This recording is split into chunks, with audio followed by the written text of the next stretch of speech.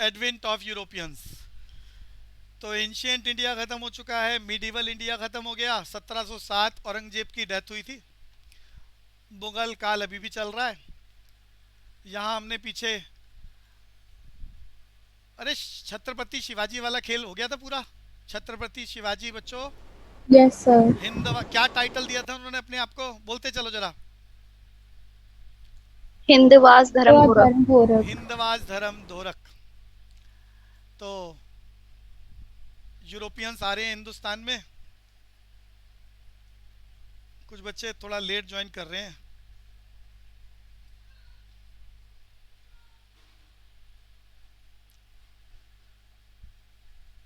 तो शुरू करते हैं बच्चों।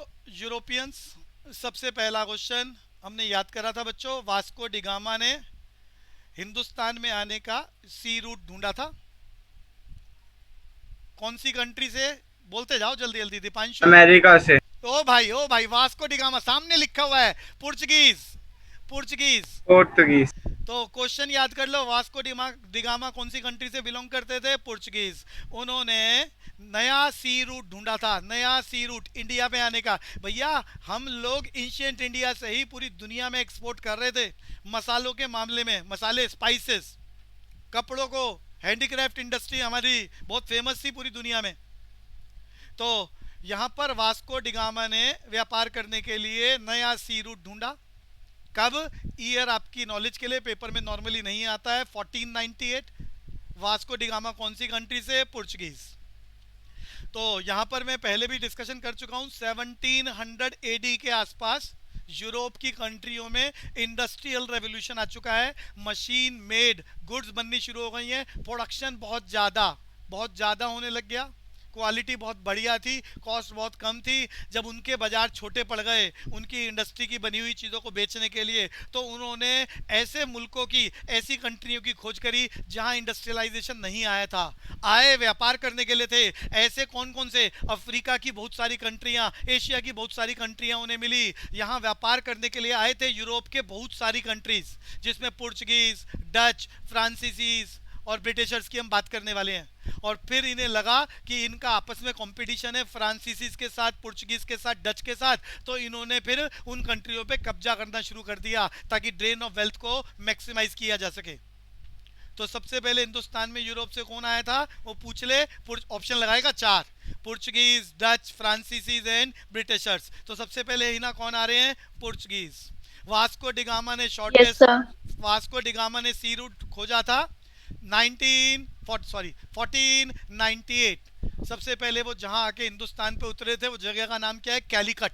क्या नाम है ही ना जगह का नाम? कैलीकट। कैलीकट।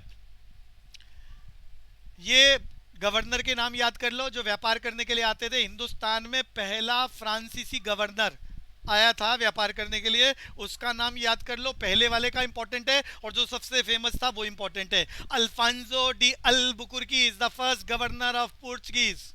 अरे इनकी सबकी कंपनियों का नाम ईस्ट इंडिया कंपनी था। तो ईस्ट इंडिया कंपनी पुर्तगीज से व्यापार करने के लिए आई थी हिंदुस्तान में।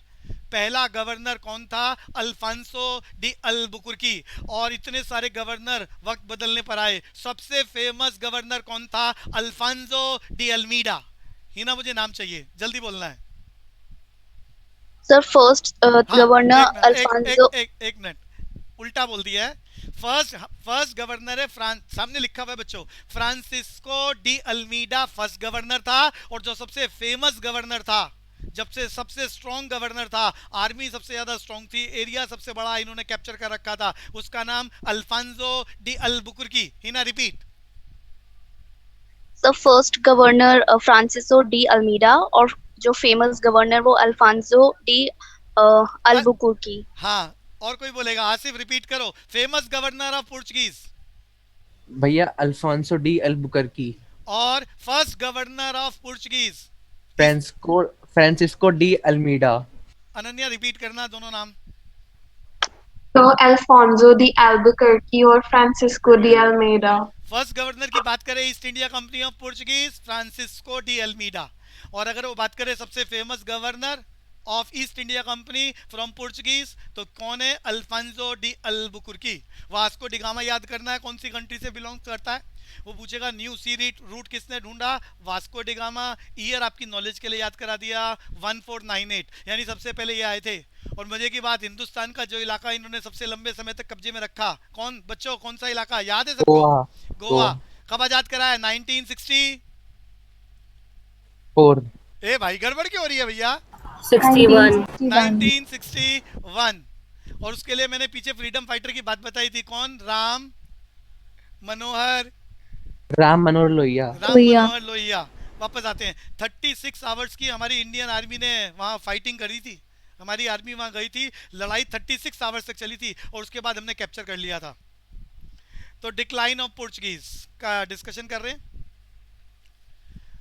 पुर्तगाल ने बच्चों इंग्लैंड के चार्ल्स टू के साथ, जब पुर्तगाल के राजा ने अपनी सिस्टर की शादी करी तो मुंबई पर, अरे मुंबई तो आजकल बोलते हैं, उस जमाने में क्या बोलते थे? बॉम्बे।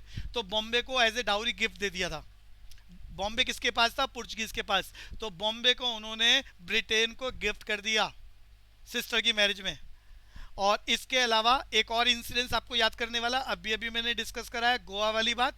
गोवा उनके पास रहा, मैं आपको बता चुका हूँ, करीब करीब 450 सालों तक उन्होंने गोवा को कंट्रोल करा। और फिर 36 आवर्स की इंडियन आर्मी की, हालांकि 13-14 ईयर से रिवोल्ट चल रहा था वहाँ पर, जिसमें राम मनोहर लोहिया फ्रीडम फाइटर थे।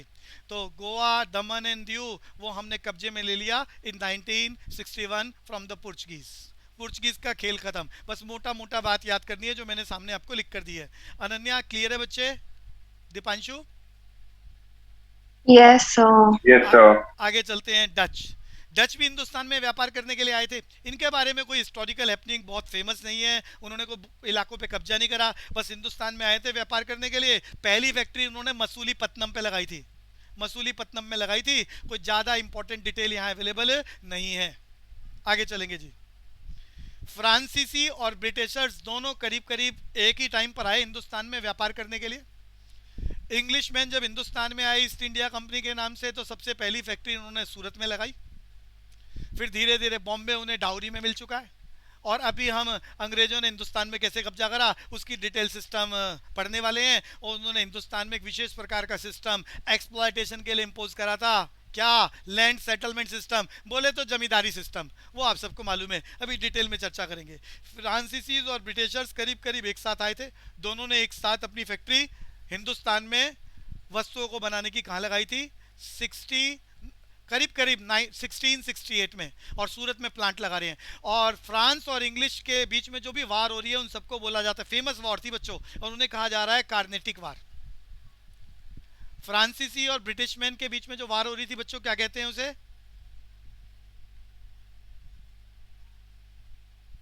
दीपांशु? कार्नेटिक वॉर। और अंग्रेजों का हिंदुस्तान में कब्जा, शुरू करते हैं खेल। बंगाल में कब्जा करा था। आज का बंगाल भी पूरा नहीं आज हमारे पास, वेस्ट बंगाल, बिहार और उड़ीसा, उस जमाने का बंगाल हुआ करता था। एक आइडिया लो कि भाई वो टेरिटरी कितनी बड़ी होती थी। आज का उड़ीसा, वेस्ट बंगाल और बिहार उस जमाने का बंगाल। और उस पर कब्जा किसका था? Nawab of Bengal Sirajuddaula. Battle of Plassey याद करा चुका हूं मैं, 12th में भी डिस्कशन करा था। तो कारण बताया था मैंने। तो हमारे पोर्ट में जितना भी सामान आता था सारी कंट्रियों का, तो उसमें से सिर्फ ब्रिटिश वाले ईस्ट इंडिया कंपनी जितना लाते थे, अरे क्या एक मैंने बताया था पासेस, क्या नाम बताया था मैंने पूरी क्लास? फ्री दस्तक।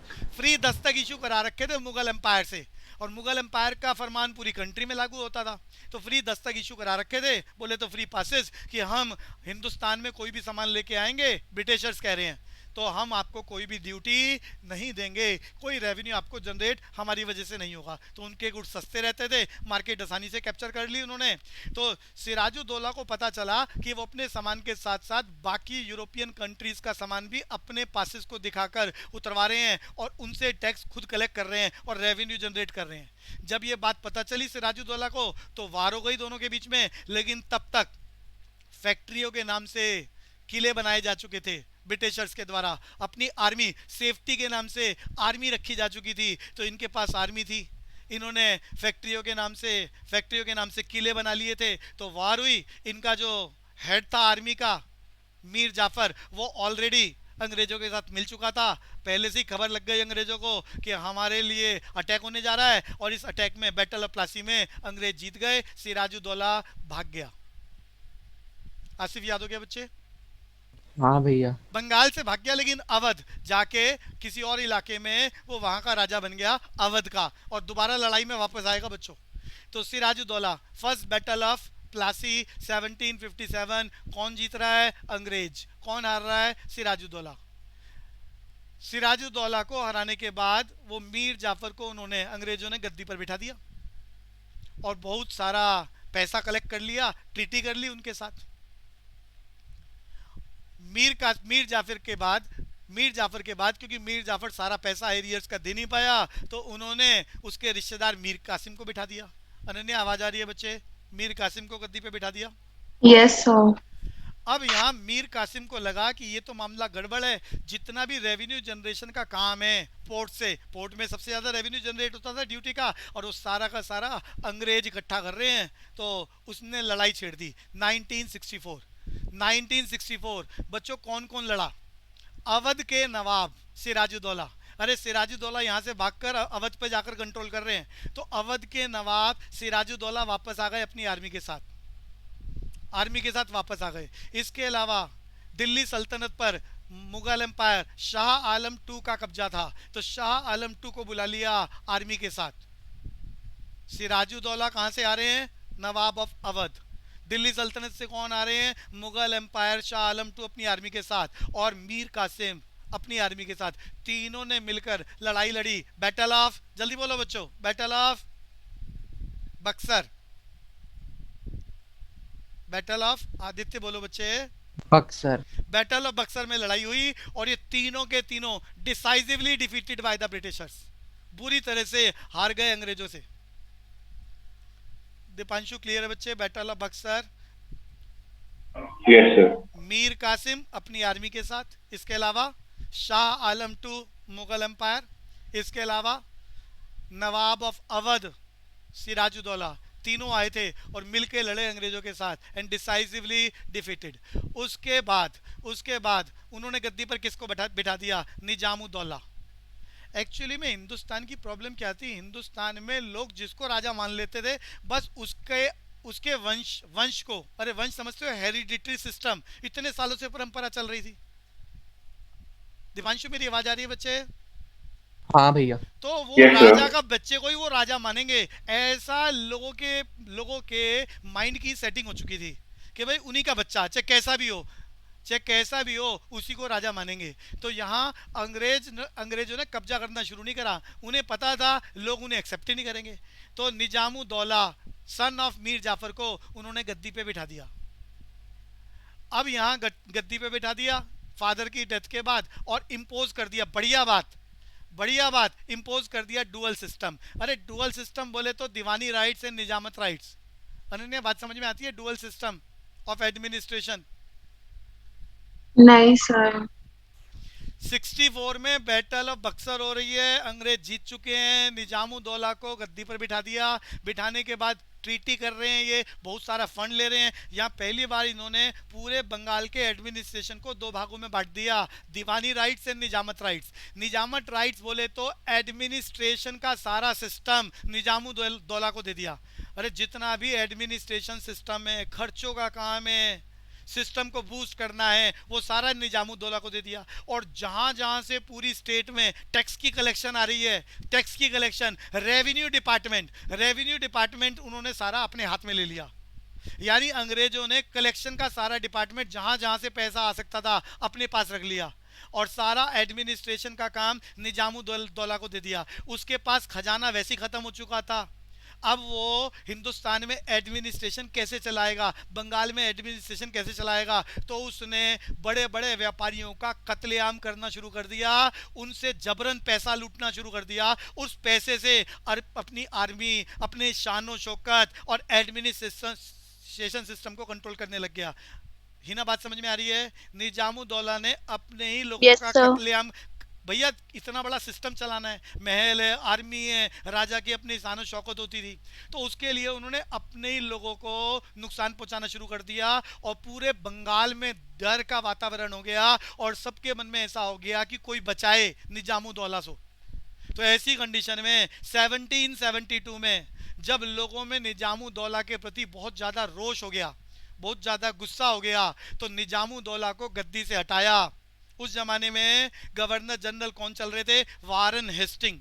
उन्होंने डुअल सिस्टम खत्म कर दिया, निजामुद्दौला को गद्दी से हटाया और खुद गद्दी पर काबिज हो गए और हिंदुस्तान के लोगों ने कोई रिवोल्ट नहीं करा और एक्सेप्ट कर लिया। इस तरह से हिंदुस्तान में, बंगाल में अंग्रेजों का कब्जा। अनन्या, क्लियर हो गया बच्चे? Yes, sir. चलते हैं आगे, मैसूर पर कब्जा करवाते हैं अंग्रेजों का। एंग्लो मैसूर वार। अरे मैसूर नाम सुना होगा, सीरियल देखे होंगे, किसका कब्जा था? हैदर अली। बोलते चलो जल्दी जल्दी। अरे अभी मैंने नाम बताया है, आसिफ। हैदर अली। हैदर अली का कब्जा था। हैदर अली ने फ्रांसीसीज के साथ मिलकर अपनी आर्मी को ट्रेनिंग दी। अरे पहले तो तलवारें चलाते थे, फ्रांसीसीज से बहुत सारा बंदूकें खरीद ली और अपनी आर्मी को ट्रेंड करा बंदूक चलाने में, और फिर अंग्रेजों के साथ लड़ाई करी उनको भगाने में। तो फर्स्ट वॉर, ईयर याद करने की जरूरत नहीं है, 1766 to 69। Hyder Ali defeated the britisher, britisher को हरा दिया और मद्रास में टीटी हो गई। दूसरी वार हो गई। दूसरी वार में हैदर अली का बहुत बड़ा इलाका इन्होंने अपने कब्जे में ले लिया, जिसमें सबसे फेमस इलाका क्या था? आरकोट।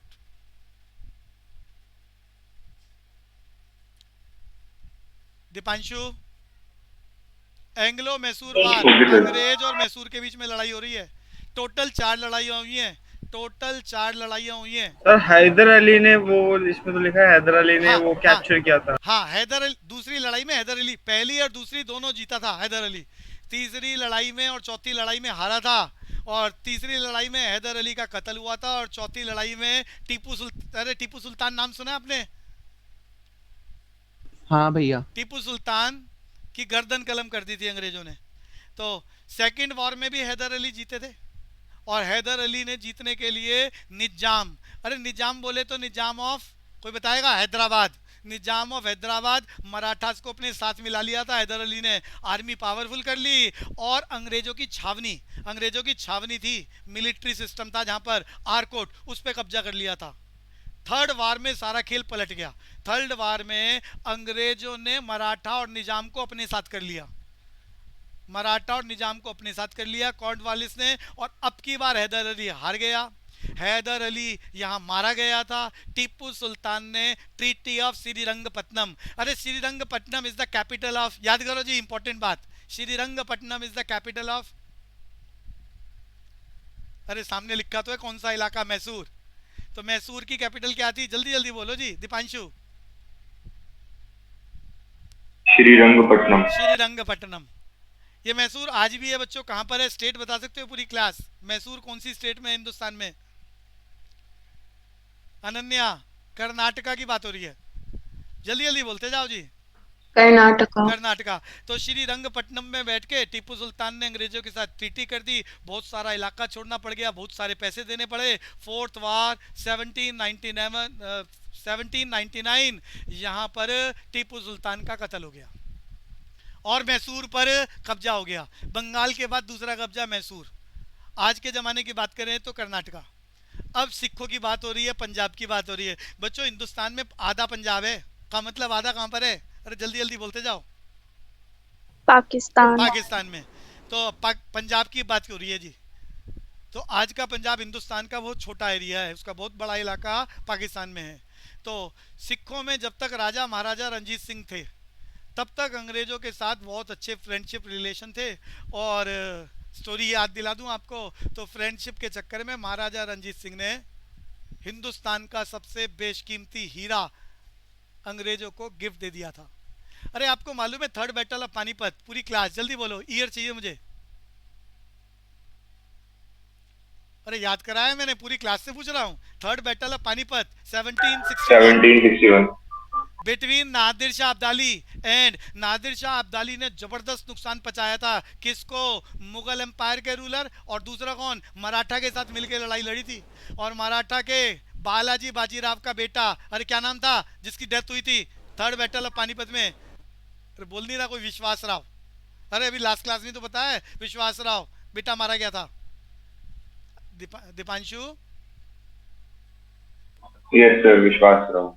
और यहाँ पर नादिर शाह अब्दाली यहाँ से क्या लेके जा रहा है? तख्ते ताउज एंड कोहिनूर। कोहिनूर लेके गया। अब पंजाब के राजा महाराजा रंजीत सिंह को पता चला कि भैया हमारा कोहिनूर डायमंड, मैं तख्ते ताउज की स्टोरी बता चुका हूँ, डेजर्ट ऑफ थार में अवेलेबल है, किसी को लाना है तो ला सकता है, मिल जाए तो कोहिनूर वो ले गए थे। तो महाराजा रंजीत सिंह को पता चला तो अफगानिस्तान गए, अटैक करा, लड़ाई लड़ी, जीते और कोहिनूर लेके वापस आ गए थे।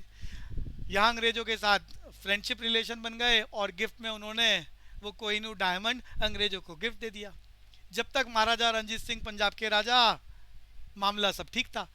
जैसे ही उनकी डेथ हुई 1839, डेथ होते ही अंग्रेजों की नीयत बदल गई और पहली लड़ाई सिख हार गए।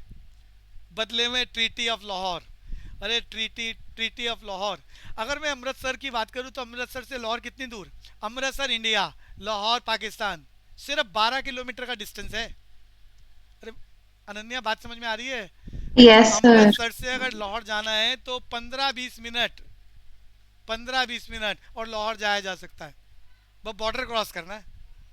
तो ट्रीटी ऑफ लाहौर हो गई, वहाँ पर बहुत सारा पैसा देना पड़ा और सेकेंड वॉर में डलहौजी ने पंजाब पे कब्जा कर लिया। तो बंगाल में कब्जा हो चुका है, मैसूर पे कब्जा हो चुका है, बॉम्बे गिफ्ट में मिल गया। अरे किससे मिला था? अंग्रेजों को गिफ्ट किससे मिला था ये? जल्दी बताओ जी। पोर्चुगीज। पोर्चुगीज से गिफ्ट में मिल गया था और यहाँ पंजाब पे कब्जा हो गया। तो गिने चुने कुछ, और मराठास को भी हराया था। पहले मराठा की बात कर लेते हैं, कार्नेटिक वॉर से पहले। मराठा को हराया था तो महाराष्ट्र में, मध्य प्रदेश में, जहाँ जहाँ, अरे मध्य प्रदेश में मैंने बात करी थी सिंधियास, होलकर्स, अरे याद आ रहा है, गायकवाड्स। तो मध्य प्रदेश के इलाके और ये मुंबई के इलाके जहाँ पर मराठास का कब्जा था, इनको हराया जा रहा है और इन इलाकों को कब्जे में लिया जा रहा है। बस गिनती के इन्हीं इलाकों पे कब्जा करा। इसके अलावा 600 से ज़्यादा जो रियासतें थी उन सब ने अनेक्सर साइन कर दिया कि हम अंग्रेजों की दास्ता को एक्सेप्ट करते हैं और जो भी वो फरमान जारी करेंगे वो पूरे हिंदुस्तान में वो सारे राजा एक्सेप्ट करेंगे। तो बच्चों एंग्लो मराठा वार, मराठा का कब्जा और कर लेते हैं। पहली वॉर ट्रीटी हो रही है सालबाई की। Second war treaty of Bassein, Maratha decisively defeated हो गए। थर्ड वॉर में हमेशा के लिए इनका खात्मा हो गया। एक्चुअली में जो ये थर्ड बैटल ऑफ पानीपत मैंने आपको याद कराई है, यहीं पर ही मराठा बहुत कमज़ोर हो गए थे। उसके बाद बस आसानी से जिन जिन इलाकों पर इनका एरिया था, मध्य प्रदेश, सिंधियास, भोसलेस, होलकर्स, अरे बात समझ में आ रही है बच्चों? गायकवाड़, भोसले, सिंधियास। और शिवाजी कौन से इलाके से थे? अरे शिवाजी कहाँ पैदा हुए थे, कोई बताएगा? शिवनेरी। अगर आज के जमाने की बात करें तो महाराष्ट्र में कौन सा इलाका? पूना के आसपास का इलाका। क्लियर है बच्चों? तो आगे चलते हैं जी। अच्छा, कार्नेटिक वॉर और रह गई जी। कार्नेटिक वॉर, ये फ्रांसीसी भी हिंदुस्तान पे कब्जा करना चाह रहे थे, अंग्रेजी भी करना चाह रहे थे। तो इन दोनों के बीच की लड़ाई को पूछेगा कार्नेटिक वॉर किन दो लोगों के बीच में थी, तो फ्रांसीसी और ब्रिटिशर्स के बीच की लड़ाई को कार्नेटिक वॉर कहते थे। कार्नेटिक वॉर में जो तीसरी वॉर हो रही है, तीसरी वॉर में फ्रांसीसी बुरी तरह से हार गए। ये वॉर जिस जगह पे हुई थी उस जगह का नाम है वॉन्डिवाश। तो फ्रांसीसीज डिसाइसिवली डिफीटेड एट वॉन्डिवाश इन 1760। और इसके बाद इन्होंने, फ्रांसीसीज ने ट्रीटी करी थी पेरिस में। अरे Paris is the capital of, पूरी क्लास जल्दी जल्दी बोलो जी। Paris is the capital. London. ए भाई लंदन फ्रांस। इतनी गड़बड़ ना करो भैया। अरे London is the capital of Britain, तो Paris is the capital of France. तो फ्रांस में बैठ के पेरिस में बैठ के फ्रांस में ट्रीटी हो रही है कि अब वो हिंदुस्तान में कब्जा नहीं करेंगे, बस जो इलाके उनके कब्जों में हैं अंग्रेज वहां जाएंगे नहीं। ट्रीटी हो गई अंग्रेज और फ्रांसीसीज के बीच में। कि अब फ्रांसीसी हिंदुस्तान के किसी भी इलाके को कब्जा नहीं करेंगे। उनका कौन कौन सा इलाका था? अरे याद कराया था मैंने, करईकाल, बोलो, माहे, यनम, Yemen. यनम, इन इलाकों पर कब्जा रहा। और ये इलाके हिंदुस्तानी सरकार ने कब आजाद कराए थे? 1950। पूरी क्लास जल्दी बोलो। अरे बोली नहीं ना, 1954। तो ये ट्रीटी ऑफ पेरिस हो गई थी। उसके बाद फ्रांसीसीज ने हिंदुस्तान में अटैक छोड़ दिया, जो इलाके उसके पास से बस वो वहीं रहे। कार्नेटिक वार का खेल खत्म। हिंदुस्तान में अंग्रेजों का कब्जा हो चुका है। बचे हुए राजाओं ने एनेक्सर साइन कर दिया कि जो भी आप फरमान जारी करोगे, जो भी आप टैक्स इंपोज करोगे, वो हम आपको देंगे। अब हिस्ट्री में कुछ इंपॉर्टेंट बैटल्स मैंने सामने लिखी है, स्क्रीनशॉट ले लेना, याद करने वाला काम है। कंक्लूड किया जा रहा है। 327 बीसी अलेक्जेंडर ने किसको हराया था बच्चों? पोरस को हराया था। अलेक्जेंडर ने पोरस को हराया था। लड़ाई थी बैटल ऑफ हाइदस पास। बच्चों उस जमाने में जो रिवर थी जिसको हाइदस पास बोलते थे, आजकल इस रिवर को सबको मालूम है, कश्मीर में नदी चलती है ये, और कश्मीर से पाकिस्तान जा रही है। झेलम रिवर नाम सुना है किसी ने? पूरी क्लास, अरे झेलम रिवर नाम सुना है अनन्या? Yes, sir. आज भी Yes, पहाड़ों में sir. से निकल रही है और कश्मीर से होते हुए पाकिस्तान में एंटर कर रही है। उस जमाने में झेलम रिवर को क्या कहा जाता था? हाइदस पास। यहाँ बैटल ऑफ हाइदस पास में बैटल हो रही है और अलेक्जेंडर ने पोरस को हराया। ईयर याद कर लो, 327 बीसी। नॉर्मली ईयर आता नहीं है, बस वो बोलेगा अलेक्जेंडर ने किसको हराया, कहाँ पर वार हुई थी, बैटल ऑफ हाइदस पास। मेजर मेजर लड़ाइयाँ मैंने लिखी है। अरे अशोका का अरे अशोका ने इस लड़ाई के बाद धम्म पॉलिसी अपनाई थी और बुद्ध का धर्म एक्सेप्ट करा था, और पूरी दुनिया में बुद्ध धर्म को फैलाने वाला राजा चंद्र मौर्यन डायनेस्टी का कौन था? सबसे स्ट्रॉन्गेस्ट रूलर अशोका।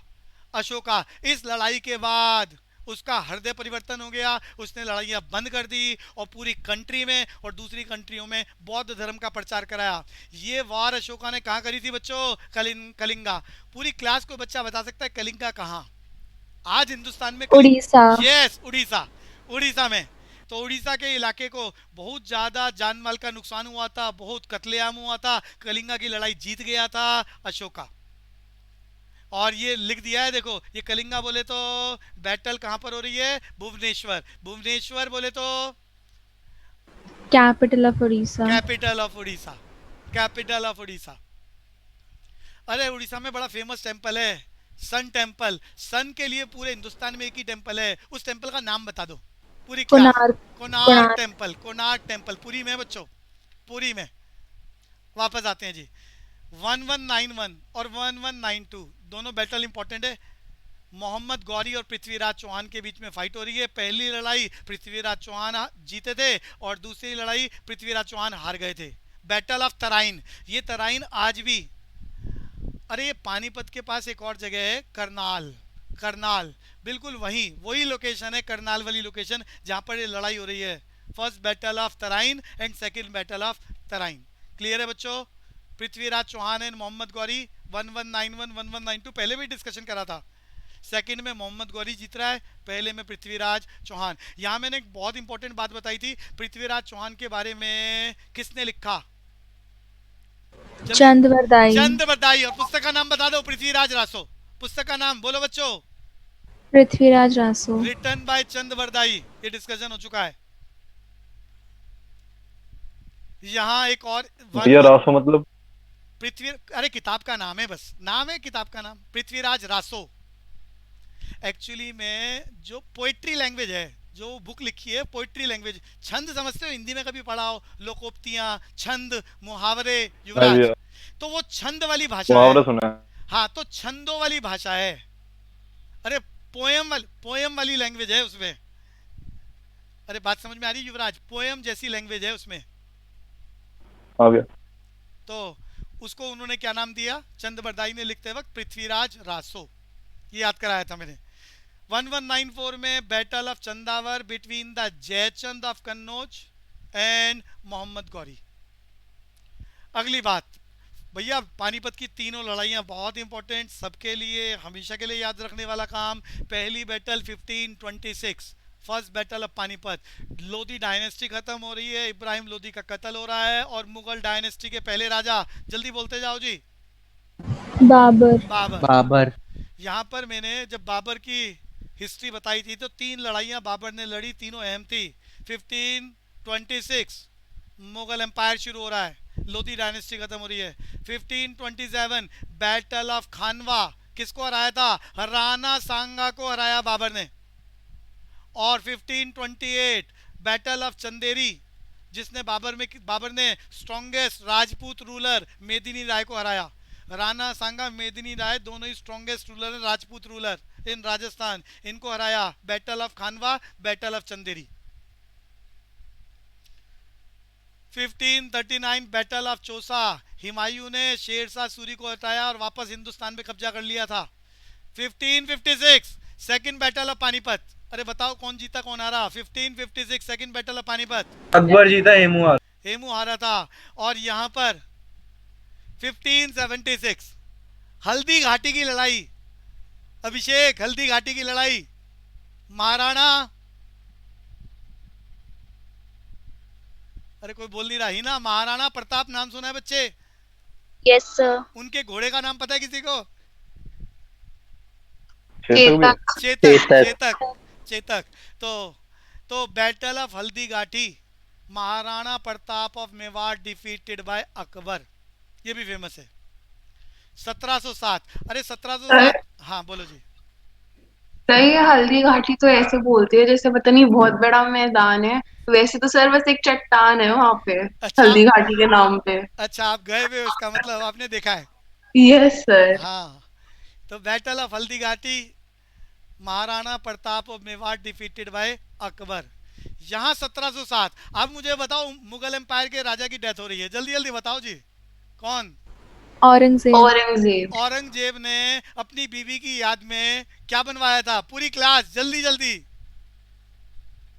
हे भगवान, अरे बीबी का मकबरा। अरे बीबी का बीबी का मकबरा। मकबरा कौन सी स्टेट में? जगह का नाम बताओ, कहाँ बनवाया? हिंदुस्तान में, महाराष्ट्र में, जगह का नाम? औरंगाबाद। औरंगाबाद। तो यहाँ भैया कुछ बातें बता रहा हूँ, ये ताराबाई साहू कुछ समझ में आ रहा है बच्चों? अरे कोई बोल ही नहीं रहा। नहीं पता भैया।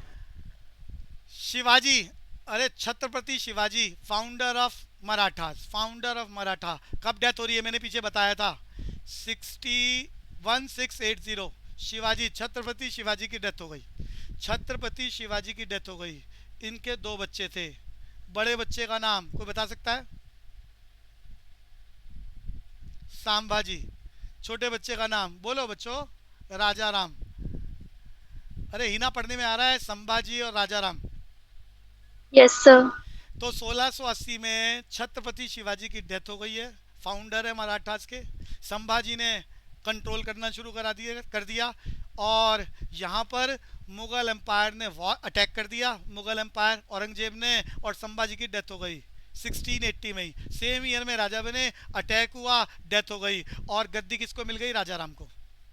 ये बात क्लियर हो गई बच्चे? बोलना शुरू करूं? राजा राम को गद्दी मिल गई। राजा राम Yes, sir. 1700 तक मराठास के रूलर रहे। 1700 में बीमारी के चलते एक्सपायर हो गए। राजा राम 1700 में कोई डेथ हो गई, नॉर्मल नेचुरल डेथ हो गई। और डेथ होने के बाद इनके 4 साल के बच्चे, 4 साल का बच्चा था, नाम था शिवाजी 2। अरे जल्दी जल्दी बोलो, नाम क्या था? शिवाजी 2। शिवाजी 2। 4 साल के बच्चे को इनकी वाइफ, ये ताराबाई जो है ना, इनकी वाइफ है, यहाँ ताराबाई नाम लिखा हुआ है। तो ताराबाई ने अपने बच्चे शिवाजी 2 4 साल का गद्दी पे बिठाया, और गद्दी पे शिवाजी 2 को बिठाकर खुद मराठा एम्पायर को रूल करना शुरू कर दिया ताराबाई ने। अरे ये क्लियर हो गया? हाँ भैया। यहाँ एक बात और पीछे बतानी रह गई। संभाजी सबसे बड़े बेटे, उत्तराधिकारी थे, गद्दी पे बैठे थे, मुगल एम्पायर ने अटैक करा और इनका कत्ल कर दिया। और इनका बेटा साहू, अरे यहाँ देखो साहू लिखा हुआ है सामने। अरे दीपांशु नजर आ रहा है साहू? Yes sir. ध्यान से सुनना स्टोरी। संभाजी का 1680 में मुगल एम्पायर ने अटैक करके कत्ल कर दिया, और उनका बेटा जो 7 साल का बच्चा था साहू, उसको गिरफ्तार करके दिल्ली ले गए। ये क्लियर हो गया? साहू संभाजी का बेटा यानी छत्रपति शिवाजी का पोता, गिरफ्तार करके 7 साल की उम्र में ले गए। 27 साल तक कब्जे में रखा था उन्होंने साहू को। अरे ये क्लियर हो रहा है बच्चों? साहू गिरफ्तार होकर मुगल एम्पायर के पास चला गया। और यहाँ पर राजा राम ने देश को चलाया, मराठास को चलाया 1700 में, डेथ हो गई। उनके बेटे को, 4 साल के बेटे को गद्दी पे बिठा के ताराबाई ने कंट्रोल करना शुरू कर दिया। ये क्लियर हो गया बच्चे? जल्दी जल्दी बोलो हाँ जी। भैया। 1707 Mughal empire, strongest ruler Aurangzeb, death हो गई। यहाँ ताराबाई बड़ा स्ट्रॉन्ग रूल कर रही थी मराठा में। मराठा जितने भी एरिया से बहुत स्ट्रॉन्गली रूल कर रही थी, बहुत अच्छे से कंट्रोल कर रही थी।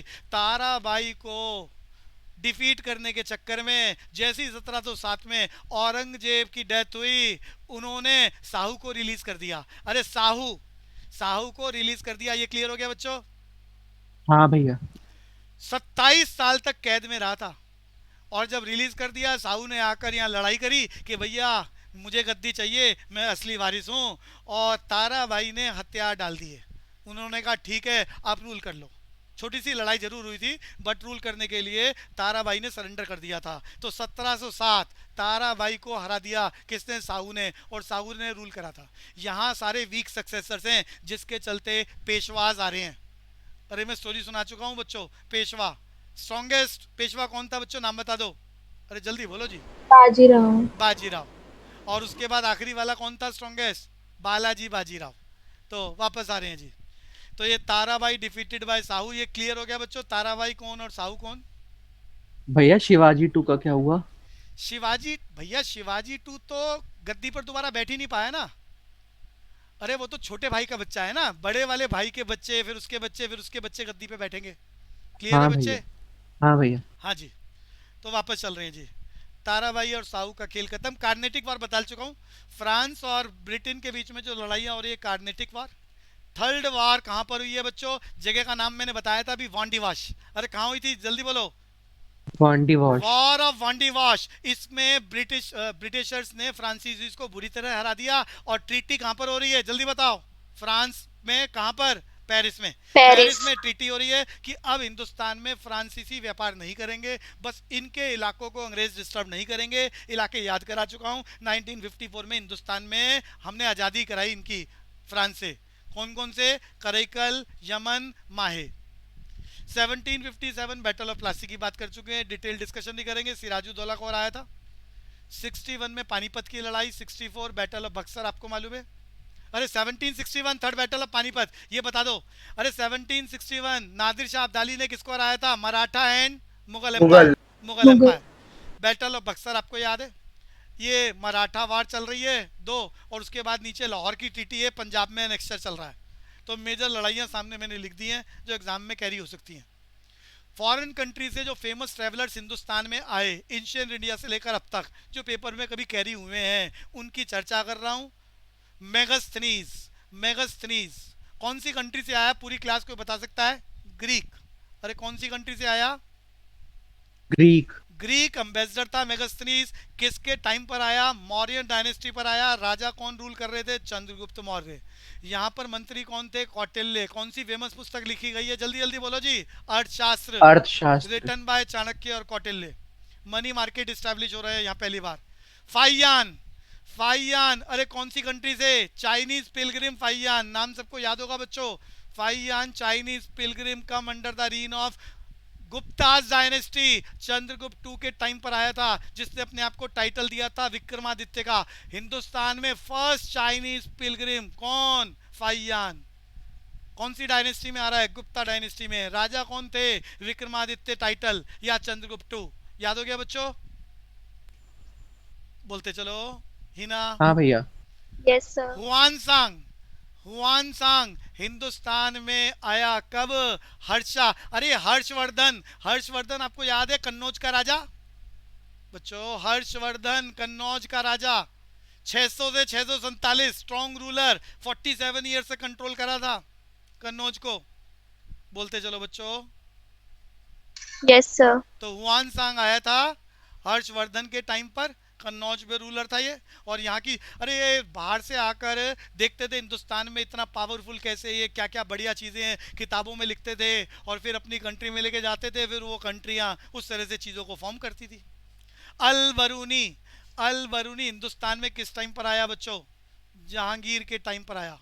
किसके साथ आया था? महमूद ऑफ गजनी के साथ आया था। कौन है महमूद ऑफ गजनी जिसने हिंदुस्तान में कितने अटैक करे? जल्दी जल्दी बोलते जाओ। अरे कितने अटैक करे?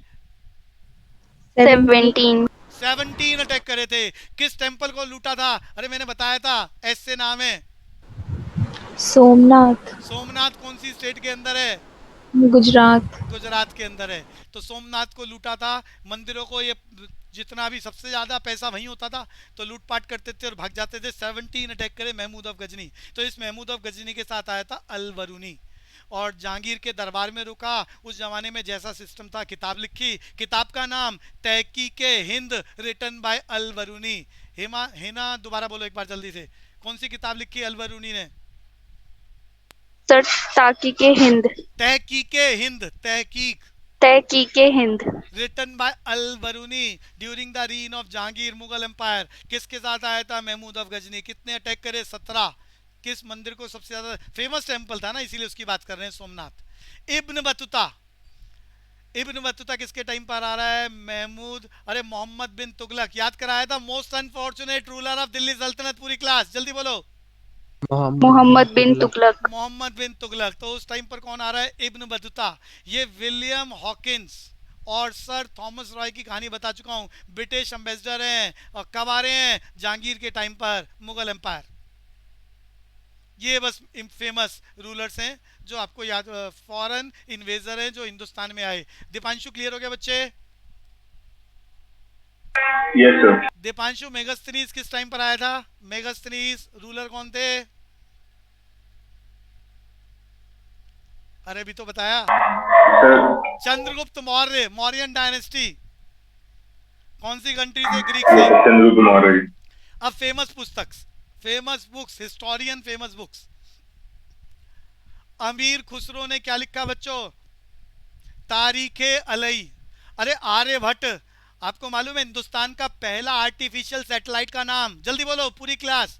आर्यभट्ट। आर्यभट्ट। ईयर बता दो। 1975। 1975 में पहला आर्टिफिशियल सैटेलाइट हम लोगों ने छोड़ा है, नाम रखा था आर्यभट्ट। तो आर्यभट्ट ने पुस्तक, अरे जीरो की खोज आर्यभट्ट, पाई की खोज आर्यभट्ट, पुस्तक लिखी थी। पुस्तक का नाम याद करो बच्चों, फेमस बुक। अरे बोल ही नहीं रहे। सूर्य सिद्धांत। सूर्य सिद्धांता। अश्व घोष क्या लिख रहा है? अरे लॉर्ड बुद्धा के बारे में जो भी हमें पता चल रहा है वो हम इसी पुस्तक से बता रहे हैं। अरे आपको याद है लॉर्ड बुद्धा ओरिजिनल नाम? पूरी क्लास जल्दी बताओ। सिद्धार्थ गौतम। सिद्धार्थ गौतम। 29 इयर्स की एज में घर छोड़ दिया था, महल छोड़ दिया था। 35 इयर्स में अवेकनिंग हो गई थी। तो सारी बातें 72 इयर्स में ऊपर गए थे। ये सब कहां से पता चल रहा है? बुद्ध चरित्र रिटन बाय अश्वघोष। अरे बाबर ने क्या लिखा था? ताजू के बाबुरी। अरे बानभट्ट, बानभट्ट जल्दी बोलो जी। हर्षवर्धन के टाइम पर फेमस पोएट बानभट्ट। रिटन क्या लिख रहा है? Harshacharita and Kadambari, written by Banabhatta during the reign of Harshacharita. Ananya याद हो गया बच्चे? Kadambari and Harshacharita yes sir. Written by Banabhatta. बच्चों बर्नी, बर्नी ने क्या लिखा? तारीखे फिरोज शाही।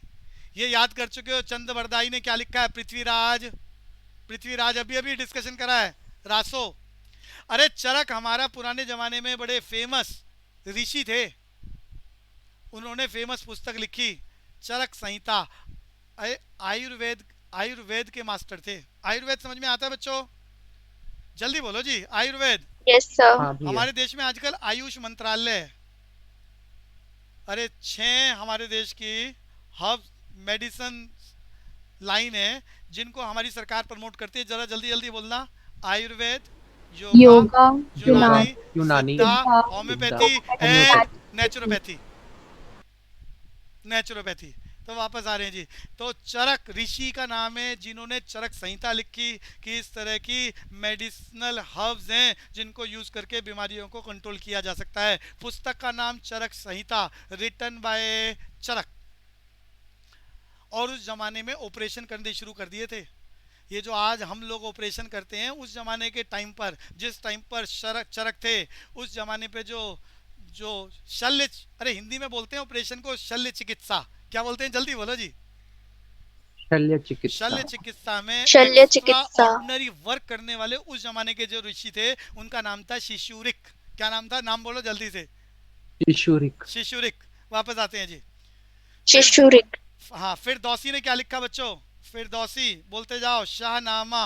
गुलबदन बेगम ने क्या लिखा? हिमायू नामा। कौन थी ये? सिस्टर ऑफ, अरे बोलते जाओ। हुमायूं। हुमायूं। इब्न बतूता ने क्या लिखा? तुगलकनामा। आगे चलते हैं जी। जयदेव ने फेमस पुस्तक लिखी बच्चों, मैंने इसके बारे में आपको बचपन में बताया था। कोई बताएगा? गीत गोविंद। इसी में जो पोएम्स लिखी हुई हैं उसे किसने गाया? अरे जल्दी बताओ। मीरा। मीरा ने गाया। रा- मीरा ने गाया। भैया राजपूत थी लेकिन घर महल सब छोड़ दिया था और लंबे समय तक यूपी में वृंदावन में, और उसके बाद कोई बताएगा? महल छोड़कर, राजस्थान छोड़कर वृंदावन में रही, और उसके बाद जल्दी जल्दी बोलो जी। फिर वहां से वो द्वारका चली गई थी, और उनकी जो डेथ हुई है वो कहाँ हुई है? अरे बोलो बच्चों। द्वारका। अरे अनन्या, द्वारका के बारे में सुना है आपने कभी? द्वारका। Yes sir. क्या द्वारका बोले तो? सर डूब गई थी। अरे द्वारका बोले तो जो, किंगडम ऑफ कृष्ण। हाँ, किंगडम ऑफ कृष्णा। तो कृष्णा यहाँ से भाग गए थे वहां पर, और वहां जाके उन्होंने द्वारका बसाई थी। द्वारका बसाई थी, तो कहते हैं वो द्वारका डूब गई है, और जो जो उनका घर था वो अभी भी है समुद्र के बीच में। समुद्र के बीच में घर बचा हुआ है उनका। अरे मालूम है किसी को? किसी ने देखा है यस सर। उसे? हैं, सुरभि गई हुई है। भेंट द्वारका बोलते हैं उसे। बच्चे गए हो सुरभि? सर नई फोटोज देखी हैं। अच्छा, समुद्र में जाना पड़ता है 1 2 3 किलोमीटर, और फिर अंदर जाके एक छोटा सा आइलैंड आता है, वहां पर वो पैलेस जहां पर वो कृष्ण जी रहते थे वो वहां पर है, भेंट द्वारका। तो वो जहां पर कृष्ण जी रहते थे, भेंट द्वारका, आज वो छोटा सा गांव है। 500-700 फैमिलीज वहां रहती हैं। तो वहीं पर मीरा ने अपने आखिरी साल, वहीं पर उनका घर था और वहीं उनकी डेथ हुई। तो मीरा ने वही गीत गाए जो जयदेव ने लिखे अपनी फेमस पुस्तक गीत गोविंद। कलहन, ये पेपर में आया हुआ है। इन्होंने फेमस पुस्तक लिखी रास तरंगनी। एक बार तो क्वेश्चन में आया कि रास तरंगनी हिंदुस्तान की कौन सी स्टेट के सिस्टम को रिफ्लेक्ट करती है? रास तरंगनी में उस जमाने में J&K, अरे J&K बोले तो जल्दी बोलो। जम्मू एंड कश्मीर। जम्मू एंड कश्मीर में उस जमाने में कैसी पावर थी, लोग कैसा बिहेव करते थे, आर्ट एंड आर्किटेक्चर हमारा कैसा था, ये सारा का सारा कौन सी पुस्तक में? J&K में उस जमाने में कैसा सिस्टम था, वो सारा किस पुस्तक में लिखा है? Rajatarangini, written by Kalhana. Written by Kalhana. Kalidas.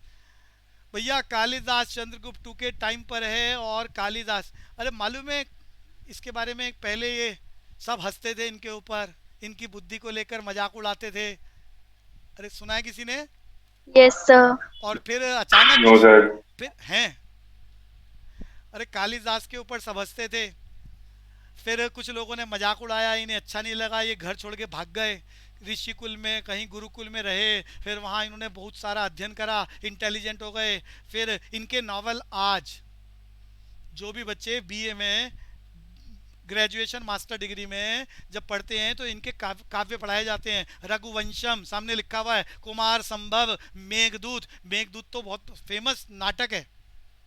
तो इनकी फेमस बच्चों पुस्तकें बहुत सारी लिखी है इन्होंने, लेकिन उनमें से मैंने सामने 3 बोली है, रघुवंशम, कुमार संभव, मेघदूत। जरा जल्दी से बोलना है तीनों नाम। अरे नाम बोलो बच्चों। शकुंतलम भी बड़ा फेमस नाटक है इनका, इन्होंने लिखा हुआ है। शकुंतलम, मेघदूतम, कुमार संभव एंड रघुवंशम। नाम बोलो बच्चों जल्दी से। हिना।